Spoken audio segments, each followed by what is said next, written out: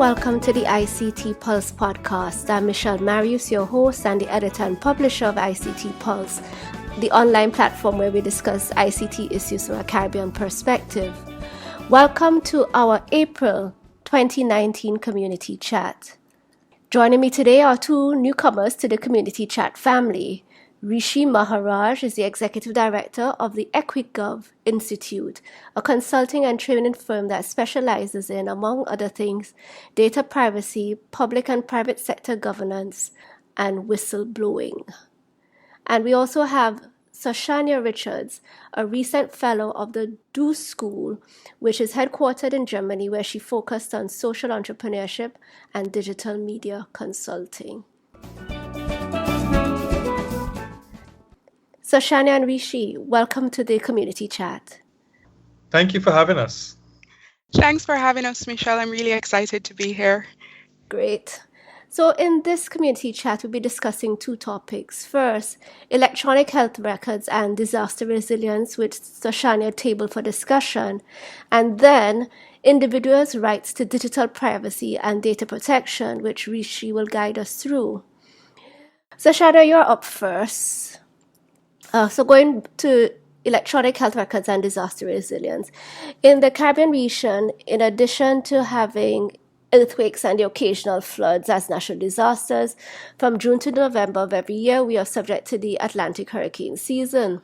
So, Shoshannah, you seem to be of the view that electronic health records, which are the digitized versions of patients' paper charts, may be one of the keys to improving the Caribbean region's disaster resilience as it relates to healthcare management. How and why are you of that position? Thanks for the question, Michelle. Well, the first part of the discussion that I would go into in terms of why I think it's important is for three reasons mainly. The first one is that, as you know, there are very limited options for recovering paper records.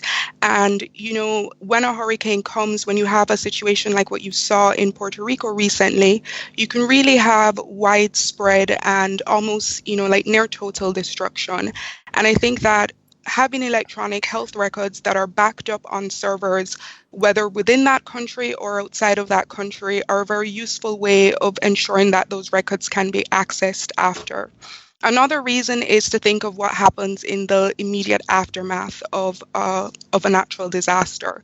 And so electronic health records have been proven to help healthcare workers to provide continuity of care. One of the examples that they have for that is when you had the hurricanes in New Orleans and Louisiana, they really learned that, what happens after a natural disaster is as important as what happens during it. And you have to have a way for people to be able to access that. And the third reason I would say specifically to the Caribbean case, why electronic health records are important is because digitizing these kinds of records really provides a broader template for digital transformation of records in other areas, such as a land registry, but also the broader digitization of how we provide public goods in our countries. And how we do that is really to keep in mind three things. That's change management and cybersecurity, as well as data privacy, which I know is a topic that Rishi knows a lot more about, and I think dovetails nicely with what I just discussed. Yeah, and I to add to what was just said, I think it's critical, especially in the Caribbean region, where you have a lot of people who will access their primary health care in the cities, but then you have centers external in the country areas, and a lot of these records are still paper-based, and because of that, you have difficulty in healthcare providers in the rural areas being able to access and see exactly what is wrong with their patients. I think it also lends not only from the disaster recovery part of it, but in the normal healthcare sector and providing critical and pertinent healthcare to the citizens, that having it within a digital format actually allows for better healthcare deliverables to the citizens on the whole. Absolutely. However, I'm thinking though, and Shoshannah, I definitely agree and recognize that certainly in the aftermath of a disaster, having access to those sorts of records might be critical. And certainly with the paper records, those can, often get destroyed. But certainly if they get into contact with water, or, somehow wind or whatever happens and they get lost. But I am concerned though, and I whether or not it's we get caught between a rock and a hard place, is that oftentimes when you have, let's say, a hurricane, and talking about Puerto Rico, even BVI, St. Martin, and so on, where in the aftermath, oftentimes you do not have electricity and you do not have telecommunications or ICT, at least certainly in the first few days thereafter, then you find that if your records are digitized, then you really don't have access to them until such time as those services come back online. Yes, so that was actually one of the concerns that I had, because we never want to think that just because it's electronic or it's digital that it's infallible and that it's always going to be there. But there are a couple solutions in terms of one of them being having like a localized access, so that maybe it's not going to be updating to the external servers, but you can still have access to things within a particular health facility.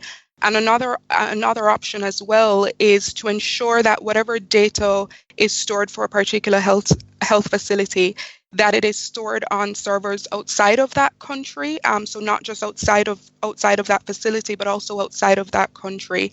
And so in having conversations with Douglas Halsall, who runs Advanced Integrated Systems, which recently implemented an electronic health record service at the University Hospital of the West Indies, he pointed to the fact that the servers in Jamaica are backed up on servers outside of the island. And I think that's really critical. And I think in terms of what you just said, Michelle, in terms of when electricity goes or internet connection goes, which is something that happened in Puerto Rico, for there to be a plan like, in the same way that when you have an emergency management plan in general, the access to the records also needs to be an integral part of the plan. So it really requires healthcare providers to think very differently and to think more broadly. Definitely. Rishi, you have any thoughts before I throw out another question, or do you have any questions of your own? Well, yeah, but I think there also needs to be a balance between having the data backed up on servers external, but also the whole idea of data sovereignty. Because you're also talking about health records, which a lot of people would deem to be sensitive personal information. So in terms of the information being backed up externally outside the country, which is, I think it makes sense, especially in times of disasters, there also needs to ensure that the vendors or whoever that you're backing up the data with, that proper vendor management agreements are in place to ensure that they have proper protocols and processes in place to manage the data sensitivity and the privacy of the information, so that not any and everybody can have accessed it, and that when times of disasters or crises hit, that the proper people who have authorization to be able to access those data are able to access it in real time as quickly as possible. That's definitely true. And that was one of my concerns. I think I probably thought of it more just in terms of jurisdiction. And as you rightfully said, Rishi, in terms of health records being considered private and confidential, and depending on, countries, jurisdictions in which the data might be hosted, you may find that, countries may seek to have access to those records, whether it's on a national security basis or whatever. But you may find, though, that we may not necessarily be as in control of the records as we might hope. Yes, I think that's another point as well, Michelle, that dovetails well with what Mr. Halsall had said was really the goal, which was not just about digitizing the records, but really to move towards a more patient-centered future, where you're really thinking about the patient as the person who has access to this information and also has a say in how this information can be shared. And so what we're really looking for, I would say, in digitizing records is to have a more empowered person. And as you know, in the Caribbean, we have all these different health ailments that are plaguing our society. And I think if people can have this view that I'm in control of my health information, that's something that can also spill over into other areas in terms of how are they in control of their overall health. And it's going to require more awareness building, it's going to require more education, and possibly very much a regional response in terms of, what are going to be the rules governing how that data is protected. Definitely. Another thing, though, and probably just stepping back from the whole issue of disasters, because I guess disasters is really an extreme situation. Granted, it does happen in the region, probably a little bit too often for many of us. But the fact in terms of digitizing the records, what you may find is that, like, for example, Shoshannah, from the situation that you highlighted in terms of the University Hospital of the West Indies here in Jamaica beginning to digitize its records, that is just one of scores of healthcare institutions across the country. And what you may then find is that we are not necessarily taking a sort of national approach to some of these things. It's being rolled out in pockets and therefore may not necessarily be as effective. Because if, for example, now granted at University Hospital, it is what it is, and I may, go down, I may have had some ailment and went to that hospital, so there is some record of my being seen by a physician and treated. But if I were to go to Montego Bay and something happened to me, there is no continuity in terms of my records, and therefore having a somewhat of a holistic view of my whole healthcare situation and health management situation. Yes, that's certainly a problem. What you've just really touched on is the fact that there's need for a more harmonious approach. I would also say, though, that in terms of one of the issues that I brought up earlier in terms of change management, it's always necessary to start small. And I think it is going to be more effective over the long run if we start with one case and then, you learn what works, what doesn't work from that case, and then build up from there.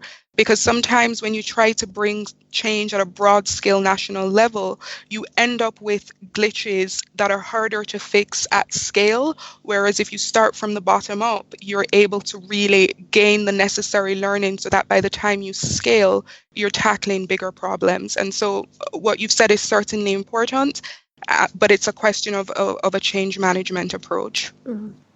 Rishi?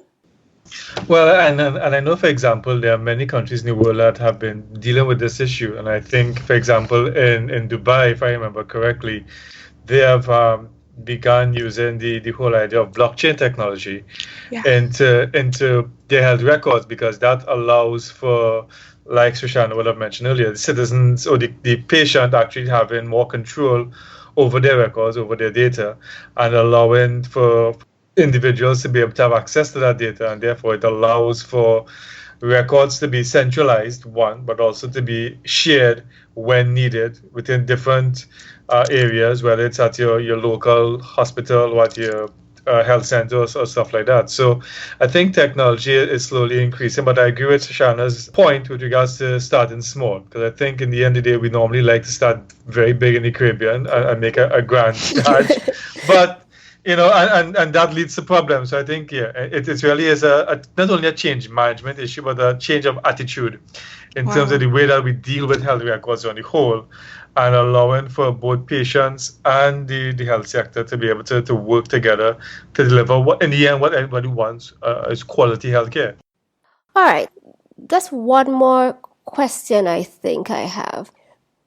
In the case of Jamaica, or you may want to look at another situation, Shoshannah, how do you think, you've suggested that countries start small, so arguably, let's say here in Jamaica, the initiative at the University Hospital of the West Indies could be considered almost like a pilot. But one of the concerns that I have as well, as much as we recognize that digitizing of health records is important, it is expensive, and for our countries in the region where we may have, limited revenues, we are often dependent on external funding. And I guess one of my concerns then is that we lose momentum. Yes. it just does not roll out in any sort of cogent manner to cover the wider country. Also, with something like the digitizing of the records, that is almost like just the first step. There's a whole lot of services and applications that can be integrated to actually make it more effective. And it's not necessarily just about, having your records online or digitized. So. I think that question really links very well to what Rishi just said about change of attitude. If we're going to do digitalization, whether that's in terms of how we keep our records or how we provide care, it's not just to, as I learned in conversation with Mr. Halsell, it's not just about scanning information and uploading it. It's really about taking a step back and thinking very differently about how we operate, and also taking a step back and really identifying what is the actual problem that we have here. You spoke about the fact that we have a lot of issues in terms of funding, the different development initiatives that we want to have. And, Advanced Integrated Systems is a Jamaican founded and based company. And I think it's amazing that such an innovative initiative is coming from a Jamaican based company. But I also think as well that the digitization of the health records is just one piece of the challenge that we're trying to tackle. What the real issue is about how do we modernize our economy while also having a healthy society. And that goes back to what I was mentioning before in terms of empowering the patient. So we have to have really people thinking about health differently, in all aspects, both personal health, societal health, and also thinking about what is it that I can expect when I go into a government-run health facility. I also spoke with Therese Turner-Jones of the Inter-American Development Bank, and she said that, the millennial generation, they have expectations that they're not going to wait to be fulfilled. So we also have to think about that. What are expectations when we go to a health facility? And that's, I want to get in there, find out what's wrong with me as quickly as possible and get out. But I also, because I'm in charge of my own personal health, want to go there as little as possible. So it's really a change of attitude in terms of how we operate as individuals and how we operate as a society that's necessary. Excellent point. Rishi, you basically have the final word before we move on to the next topic. Well, and I congratulate Shoshannah on the initiative that she's taken forward, because I think at the end of the day, everyone, regardless of your age or gender, wants proper healthcare. And I think the records play an important part in the delivery of proper healthcare, and more so also during times of natural disaster. So at the end of the day, I think the time is right now, given technologies that exist, for governments to be able to start making a move towards digitizing the health records and trying to improve on the whole the type of healthcare system that they deliver to the patients at the end of the day, and ensuring that during times of disaster and during times of problems, that we're able to deal with these issues as quickly as possible with regards to accessing the information and treating with the patients. Definitely. All right, so Rishi, you're up. So individuals' right to digital privacy and data protection. And I think basically that with the General Data Protection Regulations, GDPR, coming into force last year, plus several Caribbean countries having begun the process of developing data protection policies and legislation, there seems to be an increased awareness of digital privacy and data protection across the region. But Rishi, you still want to highlight the issue. So I'm thinking that you are observing some areas of deficiency, or that there's still things of which you are concerned. Well, yes, thank you very much. And yeah, I think with the passage of the General Data Protection Regulations and its wording, because it's now extra jurisdictional, any country throughout the world that is going to be processing or dealing with personal information from citizens of the European Union are also going to be impacted. But I think more so with regards to the recent issues regarding Facebook and Cambridge Analytica that came out of the 2016 US presidential election, we saw where people's personal information was now being used as a tool to be able to manipulate their views and their thinking to be able to target certain electoral votes and to also target your preferences. Yes, the Caribbean region has begun to take steps forward with regards to dealing with data privacy. In Trinidad and Tobago here, we passed our own Data Protection Act in 2011, and I know countries such as the Bahamas also has a Data Protection Act. The Cayman Islands has their own act. I think Jamaica and Barbados have a data protection bill on board. But I still think there's lack of knowledge, especially within the private sector, and also a lack of awareness when it comes to citizens in the region on the whole as to the way we treat with our own personal information and the way that we seem to want to share our information out there without any feelings or any sort of understanding exactly what is going to be put out there, how it's going to be used, and who is actually going to be able to have control over that data. So I think in terms of, yes, the region is making the correct steps in moving forward to enact legislation, but I still think more awareness needs to be done both on the part of businesses and also on the part of the citizens to be able to understand their personal data and to be able to understand how you should have more control over the way your information is used, collected, stored, disseminated, and shared throughout the world. Understood. Shoshannah? I want to pick up on the point that Rishi mentioned about the importance of digital literacy. I think that's where we have a lot of room in the Caribbean for improvement, and really thinking about digital literacy in different phases. You know, for the people who are of the younger generation that is coming up behind us, they're true digital natives in terms of their familiarity with technology and the fact that, you know, it's just been around all their lives. It's a very different case, for example, if you look at for senior citizens. And I think we have to start to talk to people in a way that they really can see that the internet and technology has a real transformative power. And also along with that transformative power is a necessity to really be empowered while you're using it. And just, you know, the first thing I remember when I was talking to my dad one time is, you know, he's not so concerned about data privacy because, you know, he has nothing to hide. Well, now we know that information can be manipulated. You know, as Rishi mentioned, we can be targeted for political purposes. And I think that digital literacy needs to be an integral part of how we introduce technology to people of all age groups. Definitely.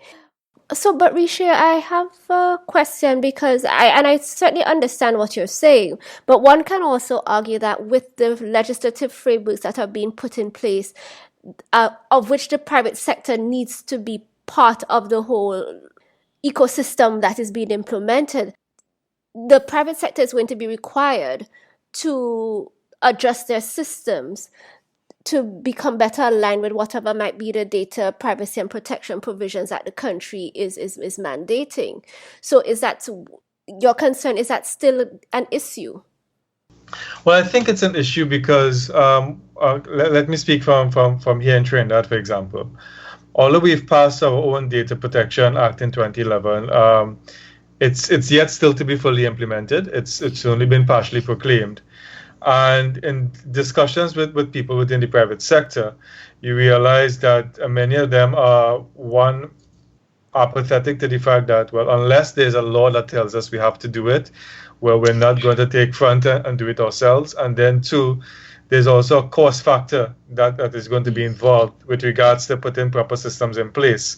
And I still don't think that many of our private sector business, maybe the bigger ones who are major players in the game, throughout not only the Caribbean, but also may have been major players externally, will be aware of the implications of it. But then you have the smaller private sector organizations that may not be fully aware of it or the implications of it, or even the value of having proper data protection or privacy initiatives within the organization.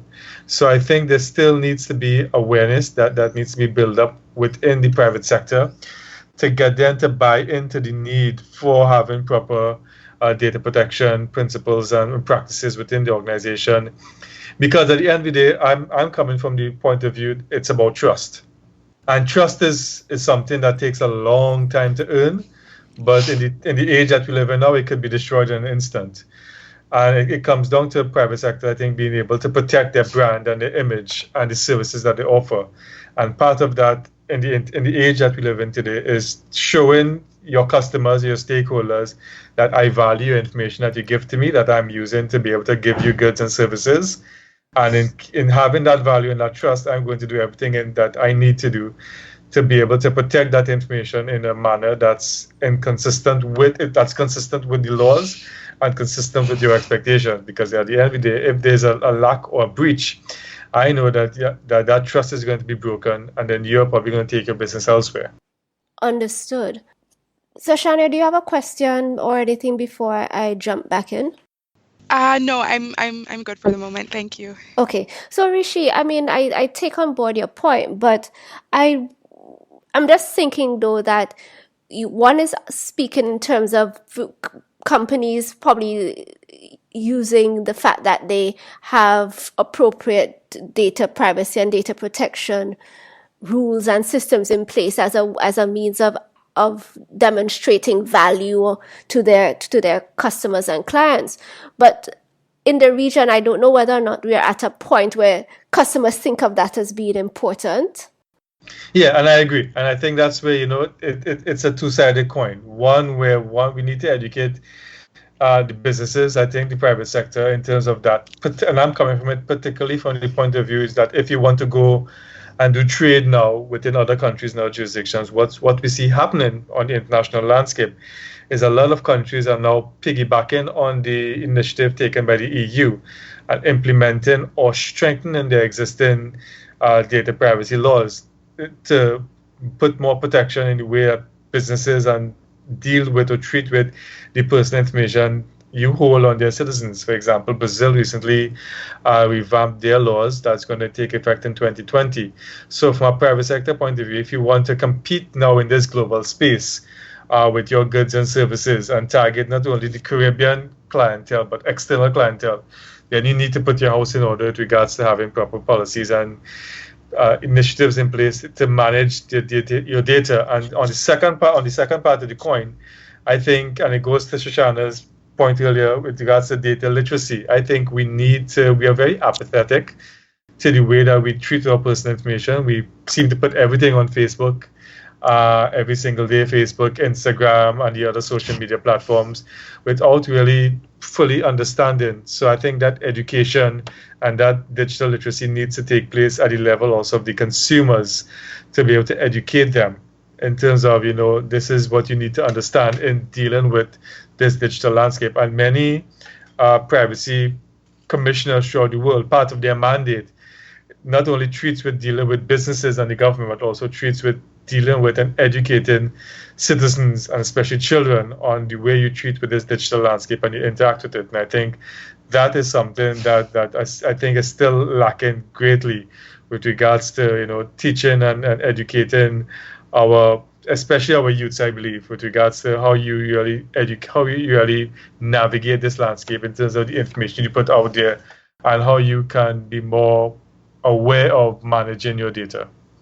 Yeah, I would also say, Rishi, that in many ways, the whole data privacy issue, and this is what you just touched on, it's really a consumer protection issue. And I'm curious to find out from you if you think that regulators would probably have more success in educating the public if they market it as such. I think they would, because you all would agree here that a lot of goods and services are now being offered online. A lot of people are now moving towards, especially the millennials, are more interested in how can I access these goods and services online without having to physically go to a store, deal with traffic, deal with salespersons and stuff like that. How can I now get this online? So a lot of services are now moving into the online environment. Many governments are now moving towards putting government services online. So again, it comes down to consumers being able to understand that, yes, online is good, and we all agree that getting services online is better for us from a convenience point of view, but we also need to be aware of what type of information we give and understand that necessary safeguards or what to look for in order to ensure that who we interact with online, that they also have the necessary safeguards in place to protect our information. Now, granted that I think for many of us, when we talk about private, personal data and privacy, we're really looking at what might be considered sensitive information in terms of, date of birth, bank account information, your address, various things like that. But I'm wondering whether, two things that have crossed my mind. The first is that in this day and age, the behavior and I think the attitude that the internet has fostered is one of sharing, right? Which is why social media is so popular. And, I even remember I wrote an article a couple of weeks ago about just the fact that, we almost look as if we're looking at our lives through the lens of our phones, so we're becoming spectators in our own lives. But then the other thing that I recognize, and probably more from within the social media context, is that based on the depth of analytics that is happening now, that even for information that you may not necessarily consider, private and confidential, it is being mined in such a way that people are able now to predict who you are and the types of decisions that you're making, which in turn is what is then being used to influence elections, etc. So I'm just wondering whether or not it's like a dog trying to catch its tail or something. We may be fighting a losing battle here. So what are your thoughts, Rishi first, and then Shoshannah? Let me hear what you have to say. Yeah. And for me, I think data privacy. Well, I don't really like to dwell on the word privacy, but I more look at the idea of data protection. Mm-hmm. And for me, it's about our personal information being used within a reasonable format for what we want. So the whole idea of reasonableness, because at the end of the day, like you mentioned, it's difficult for us now to be able to live a private life because everything is out there now in one form or fashion. And because of the speed of technology, machine learning and AI, all this data is out there now. People are able to manipulate and use this data. There's a classic example, I think, a couple of years back in a book I read, where Target was saying that they can now predict when you're pregnant before you even know. Exactly. Because of the way you spend and all those different things. So I mean, yeah, and that is out there. So it's not about privacy, but for me, it's about protection, and it's about people understanding, one, how their data is being used, two, what their data is being used for, having control to be able to consent to who uses that data, unless certain exigencies happen, for example, national security and stuff like that, in which those may take precedence over that, who your information is going to be shared with, and also at the end of the day, if your data, it's time for your data to be destroyed, what are the steps taken to destroy it? And you'll also realize now in Europe, for example, there's a growing movement towards and Shoshannah might know this, something called Own Your Data, where the question of all these organizations, LinkedIn, Facebook, Pinterest, you name it, are getting rich off your data. So the question that people are now asking is, well, why can't I get a piece of the pie? Mm-hmm. In terms of you're using my data to generate income for yourself? Why is it now that I can't get a piece of the pie and be able to sell my data to you, or sell what data I want to sell to you, and I get a piece of the profit? So the whole idea of data protection is now slowly moving and evolving with regards to people owning the right to their data, being able to control who gets access to the information within a reasonable format, and also the whole idea now of the right to be forgotten. If information or data is no longer relevant, can that information now be deleted so that it no longer comes back to bite you? So it's a growing field, especially now, I guess, with the whole idea of blockchain, artificial intelligence, and the ethics and the ethical part of it. We are in for a very fun couple of years with regards to the fight between technology and data protection. Yes, Rishi, I actually did not think much at all about data protection and privacy until I moved to Berlin. And it's a really huge topic in Germany just because of the history, just being able to control your information and not having the government or corporations have access to that. But I think that also, really goes back to what you said earlier in terms of the importance of trust. What we have happening now in society is a loss of trust in institutions. And a lot of the concerns with data privacy and protection, I personally believe, are not so much about the fact that these governments or that these corporations have our information, but that we don't trust how they're going to use them.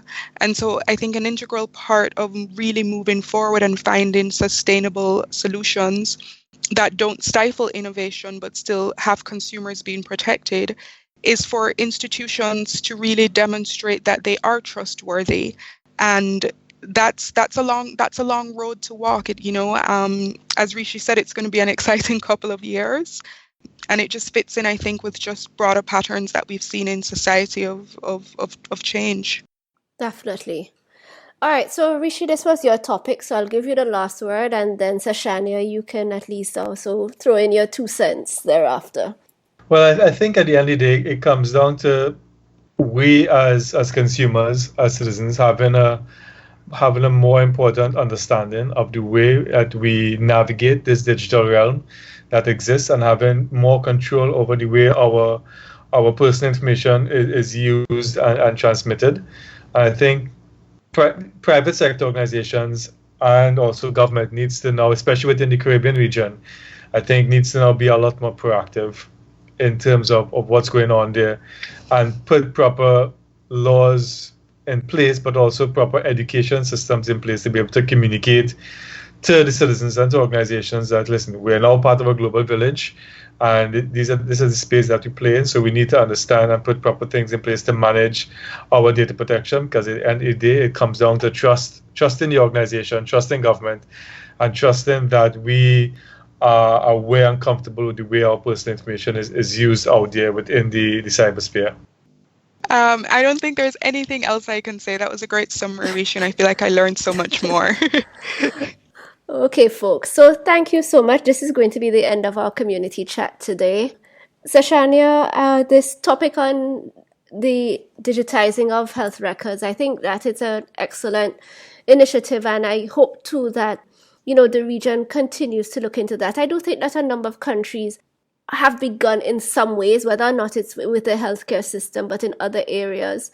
But oftentimes it's just a first step of many that are needed to facilitate the digital transformation that we are hoping will occur.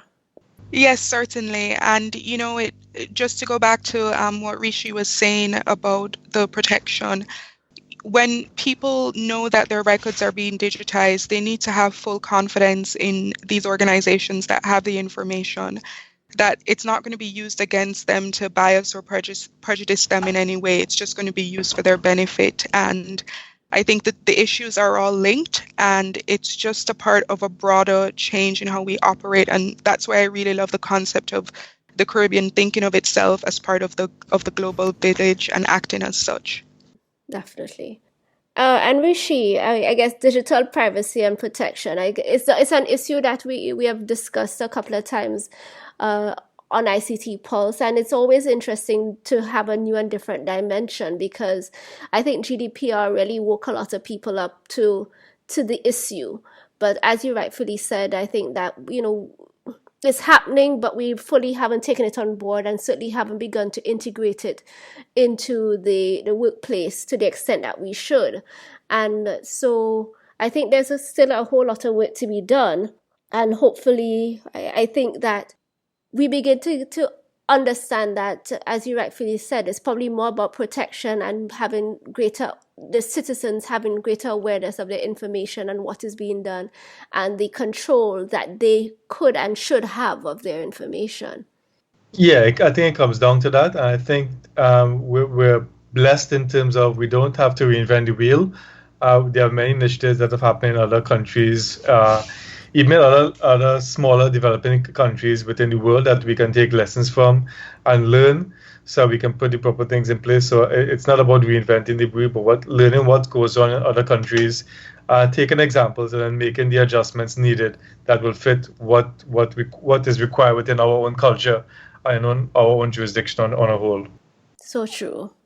Yes, because I think we still have a long way to go in that regard. We're not as aware as we should be, but I think hopefully, as we continue to go on the journey of becoming, even more of what we could be as digital citizens, then that, I guess, sophistication and the awareness would also continue to grow, as well as the expectations that we should have of ourselves and of others, as well as the societies in which we're living as a whole.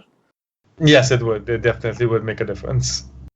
All right, folks. So thank you once again. And I guess hopefully you can come on the community chat again. But thank you for having us. Thank you, Michelle, and thanks to you too, Rishi. Yeah, same to you.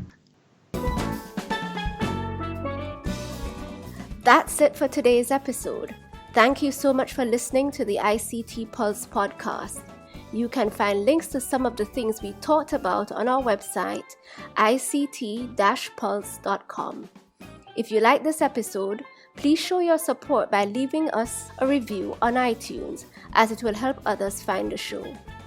You can email us at info@ict-pulse.com or drop us a note on our Facebook page, facebook.com/ICTPulse, or via Twitter @ICTPulse.